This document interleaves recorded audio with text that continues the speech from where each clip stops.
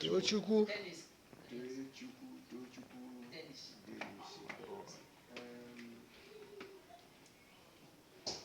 Amam ekele dịrị Chineke Tochukwu Dennis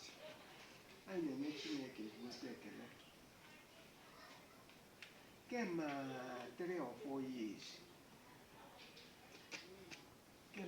4 years now adịbere onye mụrụ nwa n'ụlọ n'ezi m Christian enwere ka mụ na information ụmụnwaanyị nọ nga mụọ na amam bịa unu yi ite ọ ga-aba ụlọ unu yi ite ọ ga-aba ụlọ